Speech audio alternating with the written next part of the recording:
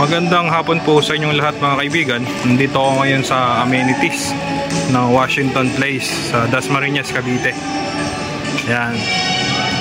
So, bakit ko po binibidyoan to guys? Kasi meron po rito na open na unit, bungalow po yun. Single attached bungalow na 3 bedroom, 2 toilet and bath, na malapit lang po dito sa amenities. So kaya ko po binibidyoan ito para mag-idea po kayo kung ano po yung mga amenities dito sa Washington Place. So tinitour ko po kayo dito sa amenities bago po tayo pumunta doon sa bungalow na binibenta ng Santras Properties. So ito po yung tennis court. Ayan. Tapos meron ditong basketball court na walang bubong sa kabilang side.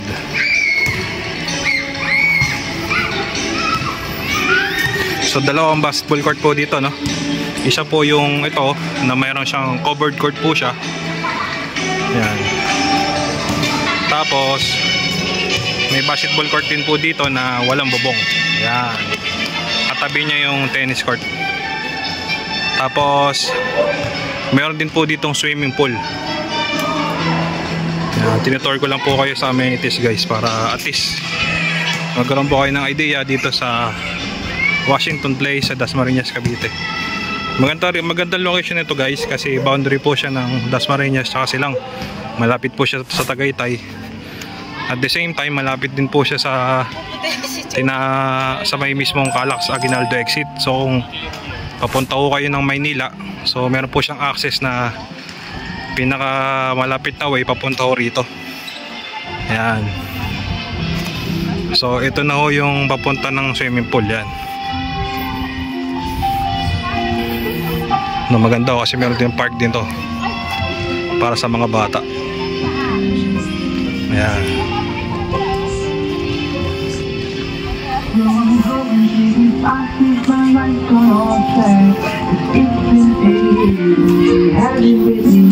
So ayan yung swimming pool.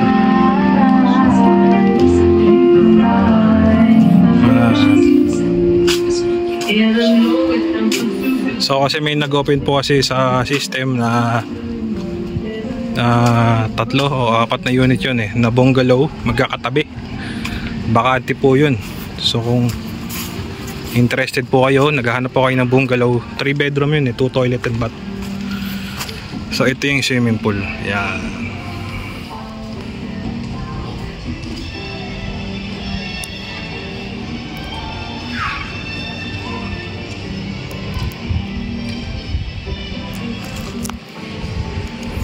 Yan.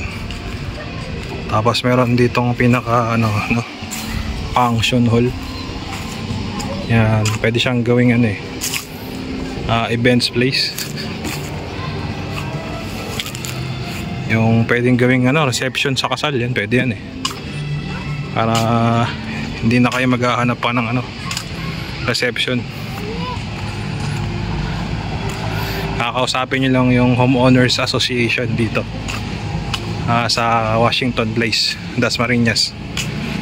Yan. Ang kagandahan pala dito guys, kung napapanood nyo po yung mga iba kong vlog tungkol sa Washington Place, ang kagandahan po sa kanila is ready title na, meaning hindi na po siya nasa mother title. So yung titulo ng lupa is naka-subdivide na. What if pag babayaran nyo siya ng cash, is madali na hong i-process, may transfer po sa name ninyo yung mismong title. So ganun po kaganda. Hindi kagaya ng sa ibang developer na nasa mother title pa, so ang tagal ng process nun, aabotin pa ng taon bago pa may process sa name ninyo yung title. So dito sa Washington Place, naka-subdivide na po siya, madali na pong i-process. So ito po yung pinaka function hall, yan, nandito tayo ngayon. So maglalakad lang tayo papunta sa mismong binibentang bungalow. Yan, malapit po siya sa amenities.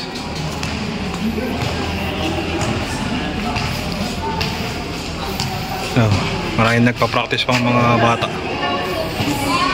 So mga homeowners din po yan dito sa Washington Place. Mga nag-aaral po sa sa De La Salle, kasi malapit po dito yung De La Salle University, Dasmariñas, Cavite. Sa may Cabsu, Cavite State Silang, malapit din po. Ayan. Malapit din po sila sa FEU Silang. Ayan. Far Eastern University Silang, malapit. Ayan. So ngayon pupuntahan po natin yung yung bungalow na available o nag-reopen. Kasi dati na-vlog ko na po ito. Kaso po nag-open uli siya kasi mukhang hindi tinuloy, or kasi pag hindi tinutuloy dahil wala silang kapasidad para mabayaran yung property or nagka-problema sa trabaho. Ganun po minsan kapag hindi natutuloy ang sa installment. So yun po, shout out sa mga nanonood sa akin dyan, kung saan man sulok po kayo ng mundo. So ingat-ingat lang po kayo dyan guys, stay safe always. So ngayon ito lang po yung mga available yan. Ito yung una, yung green. So available po tong apat yung green, tapos yung brown, tapos yung dilaw, tapos yung orange. Yan, available po yung apat na yan. So ang lot area po nito ay 228 square meter lot area. Yan po. So malaki ang lote. So pare-parehas po sila ng sukat, itong bungalow na tong apat na to. So again, sa mga napapanood nyo po na aking vlog,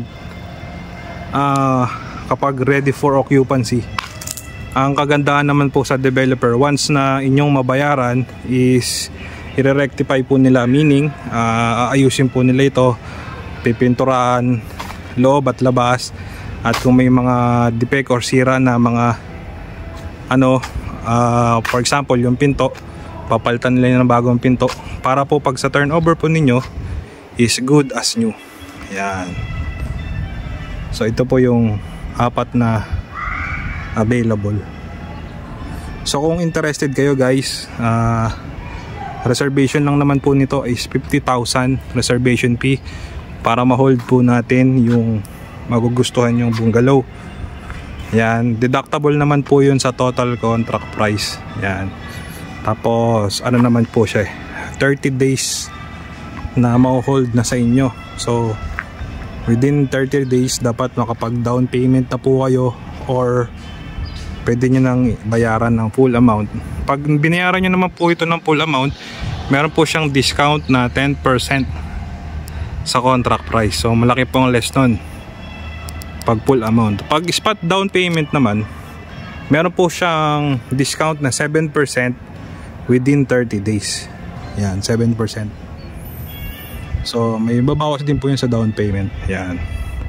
Tapos ang promo naman po pag sa bank financing is pwede po siya na 10% down payment lang, tapos yung loanable sa bank, yung bank financing or bank loan is mako-covered po niya up to 90% sa bank financing. Yan.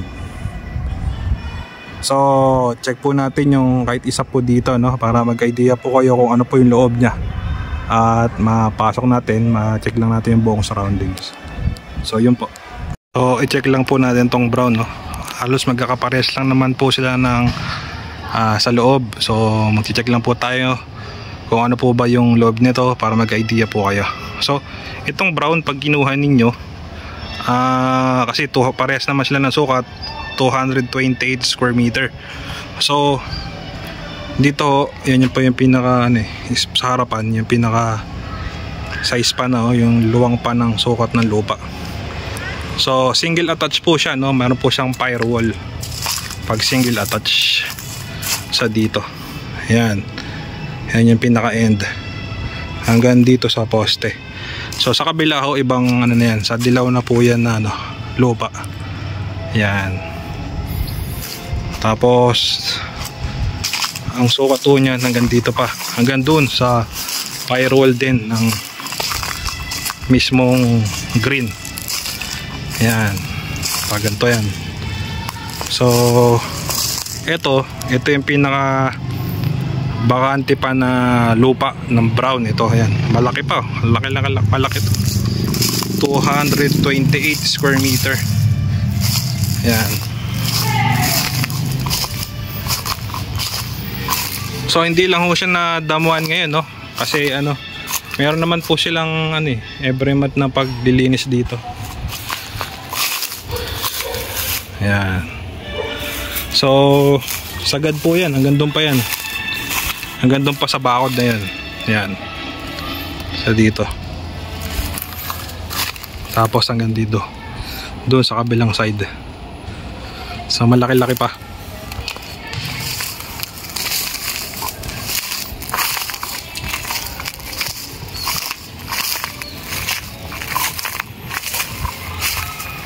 Okay, check naman po natin yung loob, guys. Okay, check natin yung loob.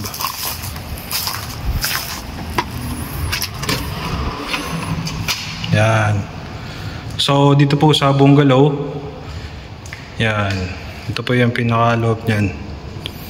So naka-tiles naman po siya, no? Basic ceramic tiles. Yan. So again, no, kapag kukunin nyo to, i-rectify pa ho to ng developer. Aayusin pa ho ito. Yan. Para pag sa turnover po sa inyo, good as new. So ito po yung pinaka-unang kwarto, no. Yan, dito sa left side. Meron siyang window dito, dalawa. Sliding window. Tsaka sa harapan.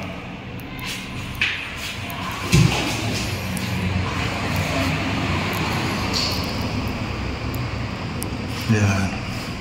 Pagdating dito, meron siyang pinaka sink area. Yan.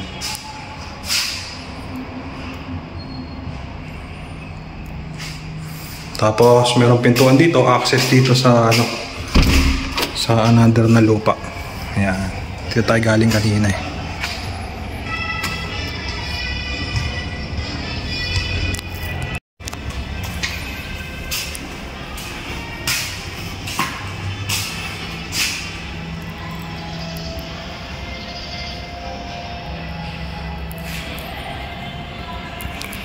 Yan. Pagdating naman po dito, sa right side, dito po yung pinaka toilet and bath. Yan, naka-body tiles po siya. Tapos meron po siyang shower. Yan. May access window dun.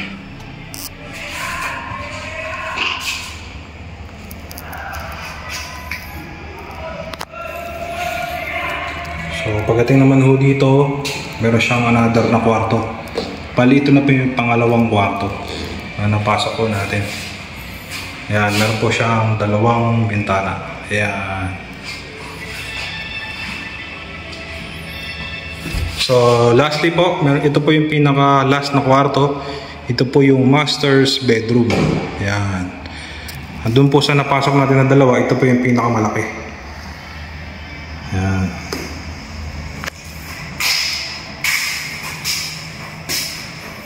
Meron po siyang bintana dito. So, sa master's bedroom, meron siyang another na toilet and bath. Ayan, naka-body tiles din. Tapos meron siyang shower. Ayan. So, all in all, meron po siyang 3 bedroom, 2 toilet and bath. Dito po sa bungalow. Yung model unit pong ito ay Winfrey. Yan, Winfrey model. Yan, available po itong brown. Available din yung dilaw, tsaka yung green, tsaka yung orange. So kung interested po kayo guys, pa-plus ko yung aking number. puntahan po natin ito ng personal at maglalang po kayo ng 2 valid government IDs tsaka 50,000 para sa reservation, para once na magustuhan nyo na o marareserve nyo na, mapapasa nyo na ito yung mismong unit. Yun po. So yun, no, maraming salamat guys sa mga tumatangkilik ng aking YouTube channel.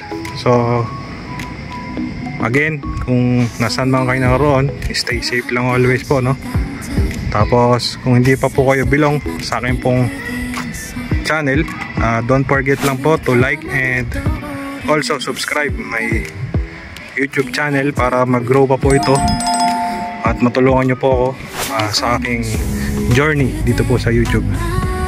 So yun po, maraming salamat po. Take care and God bless to everyone.